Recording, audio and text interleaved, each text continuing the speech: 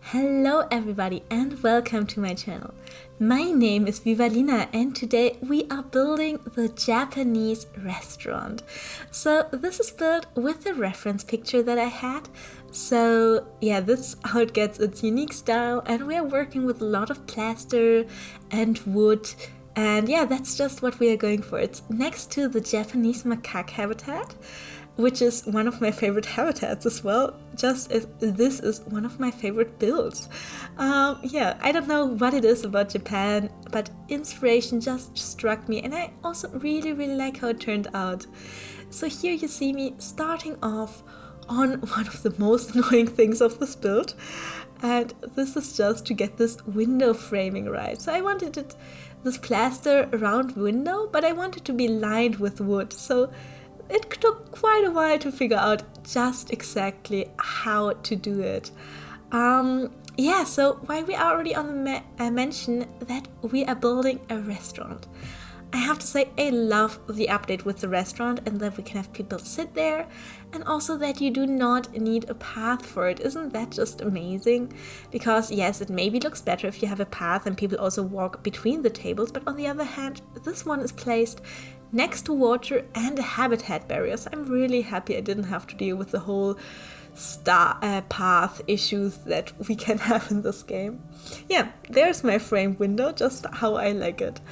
I will put, of course, this restaurant as well as some single parts of it, like this window, some sliding doors and so on. I will put them in the workshop, so you can check the link in the description of this video to find the workshop item and to check it out and maybe even use it in your zoo.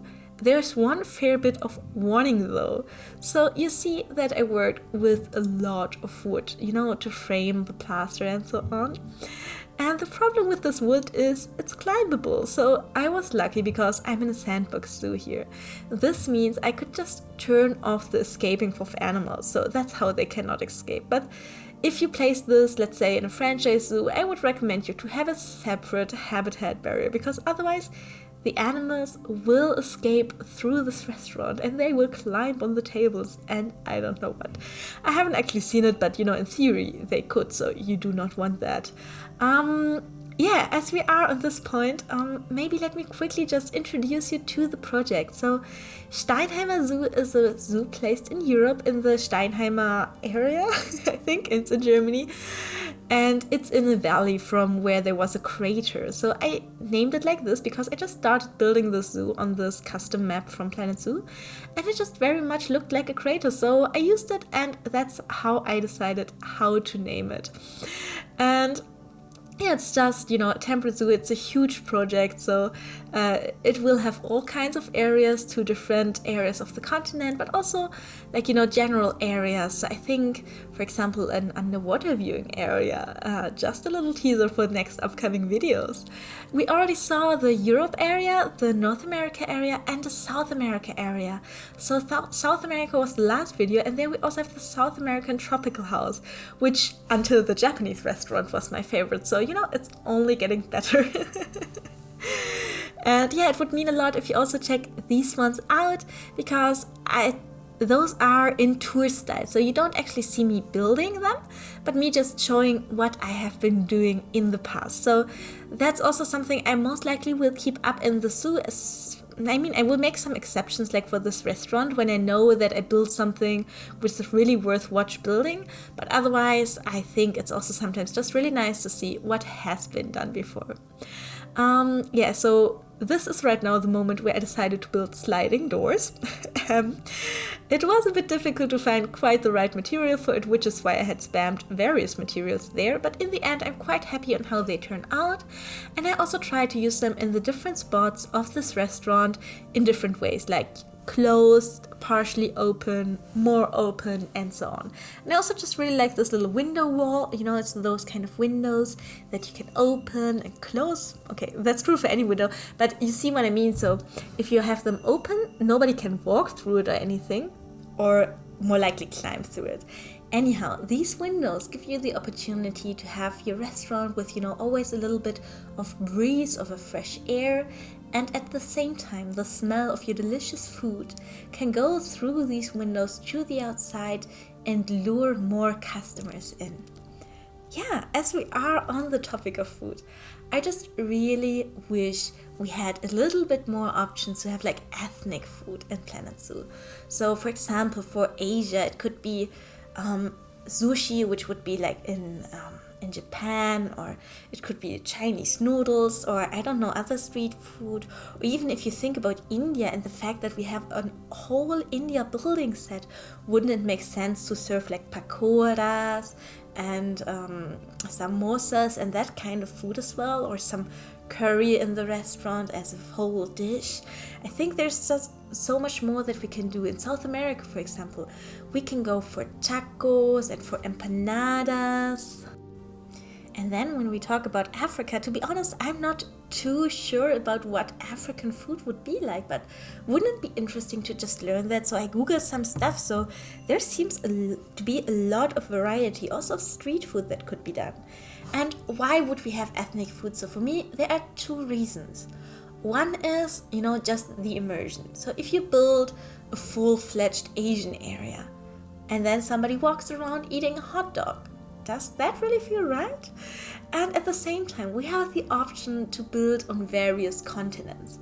So if there was a zoo in, I don't know, India, I don't think we would find hot dogs and hamburgers. I think there would be some other things of food that we could eat on the go. So it would be really nice to see some variety in the food shops, even though that is not my biggest priority, but just a thought I sometimes keep having when building these very specific areas. So here, of course, we are serving sushi also.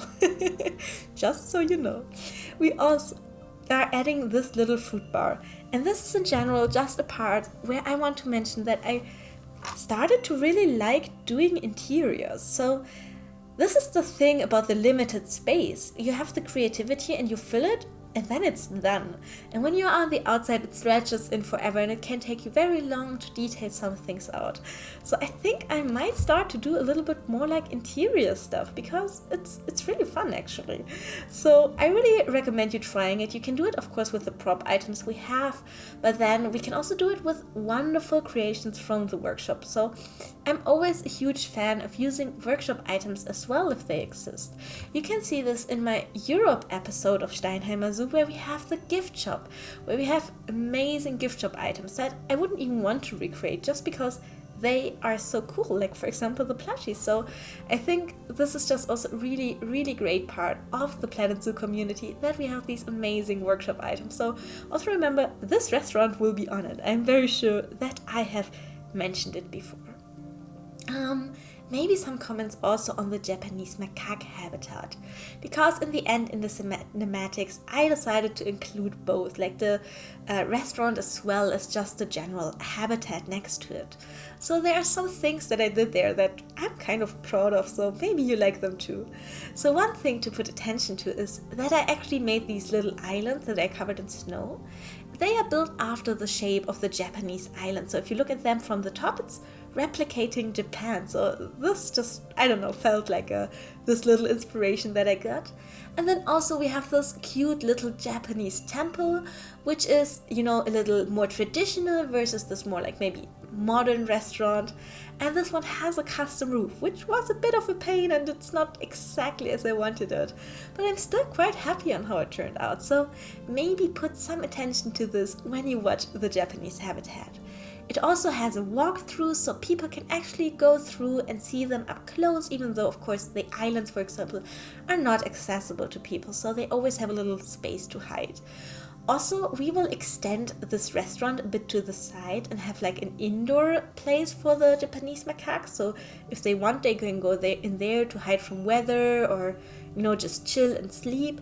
And we will also be able to look in there. And that's why I also replicated the round window with the wooden lining that we have. So this one is coming up again and again around the Japanese macaque habitat, and also otherwise in the zoo.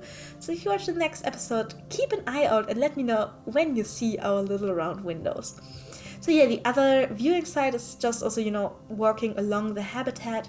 And then at the other side, we also have a wall where you can look inside and see what those little monkeys are up to. I hope they are monkeys. I never quite get the difference of monkeys and primates. As in German, we just have one word which encompasses all, and that word is Affen. So yeah, it's a bit simplistic. Yeah. So I think we're almost reaching the end of the video, and I just wanted to say I really like how this build turned out. And if you liked it too, please leave me a comment, leave me a like, and also don't forget to subscribe to see what is up next in Steinheimer Zoo. It would mean a lot to me, and I hope you really enjoyed this. And yeah, I hope also to see you again in the next video. And I wish you a lovely day and see you soon. Bye!